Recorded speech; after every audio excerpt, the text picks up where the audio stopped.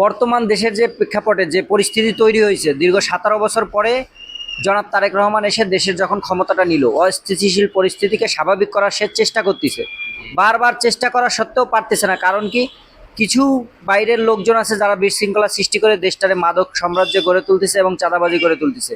এর সাথে তো প্রধানমন্ত্রীর কোনো সংযোগ নেই, কিন্তু তারপরেও জনগণ তার উপরে দায়ভার ফেলাচ্ছে। এর জন্য আপনি তারেক হোসেন আপনিও তো দলের জন্য বহুত কষ্ট করছেন, জি কিন্তু পরিশেষে যায় আপনার কোনো ফলাফল নেই। আপনি যে কাজ করে খাচ্ছেন এখনো সেই কাজই করে খাচ্ছেন। জি এখন কি অবস্থায় আছেন? এখন ধন্যবাদ আপনাকে। বর্তমান যে পরিস্থিতি, আমার নেতা দেশ চালাইতেছে শান্ত স্বাভাবিকভাবে, দেশ চালাবার জন্য কাজ করতে আছে স্বাভাবিকভাবে। অত পরিস্থিতি হবে তো হয়নি, মানে চলতে আছে, দেশ চালাইতে আছে। এবং এখন আমার নেতা যেভাবে দেশ চালাইতে আছে জনগণের জন্যে, সেই হিসাবে ভালো দেশ চালাইতে আছে ঠান্ডা হিসাবে। এই দেশটাতে এইভাবে ধরে রাখতে পারলে আমার নেতা এগিয়ে যাবে। ঠিক আছে।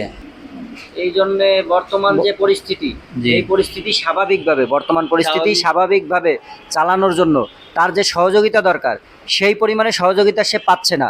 কারণ কি, 5ই আগস্টের পরে যে আগে যারা পরিশ্রম করা নেতাগুলো ছিল তারা সাইড হয়ে যায়, নতুন নতুন কিছু নেতা সংযুক্ত হয়েছে, জি যাদের কারণে সে পরিস্থিতি স্বাভাবিকভাবে চালাতে পারতেছে না। জি আপনাকে দেখছি বহুত পরিশ্রম করছেন, ঠিক আছে, দলের জন্য, কিন্তু পরিশেষে আপনার কোনো পদ নেই। কোনো পদ আছে? আমার পদ লাগবে না। আমি যেভাবে আছি চলতে আছি, কাজ করে খাইতে আছি, এখনও কাজ করতে আছি, আগেও কাজ করছি, এখনও কাজ করছি, আন্দোলন সংগ্রাম করছি। এমনকি রাজপথে প্রতিদিন 2 বার 3 বার রাজপথে আমি আসিলাম, প্রতিনিয়ত আমি রাজপথে আসিলাম, এমনকি রাজপথে আমি উঠি নাই। পুলিশের হামলা, ছাত্রলীগের কত মার খেয়েছি হিসাব নাই দুঃসময়ে। অথচ আমার নেতার জন্যে অনেক কথা, অনেক কাজ ভিডিও দেখছি, এটাতে আমি রাজপথ থেকে আমি উঠি নাই। আমি রাজপথে সংগ্রাম করছি দুঃসময়ে। এখন নতুন নতুন নেতার জন্ম হয়ে গেছে 5 তারিখের পরে। এখন যে বিএনপির নেতাকর্মীরা যেভাবে বেরোইছে, এগুলা 5 তারিখের পর থেকে দেখছি দুঃসময়গুলোর সাইড করে দিয়ে এরা এখন নতুন নতুন নেতাগুলার সামনে আয় না এরা কাজ করতে আছে। এখন এই দেশটারে স্বাভাবিকভাবে সে চালানোর জন্য যে পরিস্থিতি আছে, এই পরিস্থিতিতে জি সুন্দরভাবে চালানোর জন্য সে যেভাবে মাদক এবং সন্ত্রাস চাঁদাবাজির বিরুদ্ধে কাজ করবে, সেটা কিছু মহল আছে যারা পুরা মরিয়া হয়ে লাগছে দেশটারে অস্থিতিশীল করার জন্য। এর যে পরিস্থিতি, এই পরিস্থিতিতে স্বাভাবিক করার জন্য জি আপনার কি করণীয়? আমার করণীয়, আমার যদি সামর্থ্য থাকতো তাহলে আমি নেতাকর্মী লইয়া, যারা এখন 5 তারিখের পরে যে নতুন নতুন নতুন কর্মীগুলো হয়েছে, এখন আমাকে রাখতো, আমরা মাদকের বছরে অ্যাকশন নিতাম। আর আমরা পাইতেছি না। এমনকি আমিও চাইতেছি মাদক মুক্ত করার জন্যে, কিন্তু 5 তারিখের পরে যে আঙ্গুরে বাদ দিয়ে দিচ্ছে দুঃসময় কর্মীগুলা, আঙ্গুরা যদি অ্যাক্টিভ করতো এখন, তাহলে আমরা মাদকের বিরুদ্ধে এখন অ্যাকশন নিতাম। এটার লাগে তারেক রহমান অনেক কাজ করে যেতেছে। আমি আমার নেতাকে ধন্যবাদ জানাই। আরও কাজ আরও শক্তিশালী আমার নেতা করব, আমি বিশ্বাস।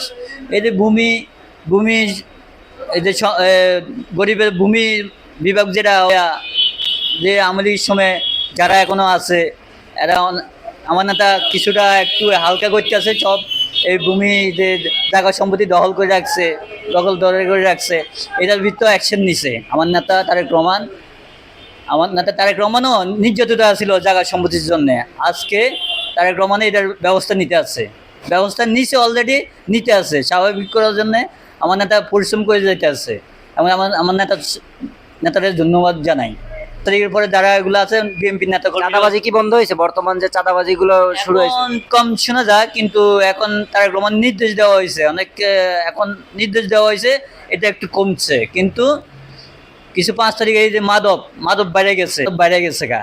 আর যে নেতা অত বিএনপি নেতা কর্মীকে এগুলোর জন্য কিছু পদক্ষেপ নেওয়ার দরকার ছিল। আমার নেতাও এটা করবো, অবশ্যই করবো। আমার নেতা অবদান কারোর সাথ দিব না, ইনশাল্লাহ। আমি তারেক রহমানের পক্ষে আছি, উনির পক্ষে আছে, আমার নেতার পক্ষে আছি।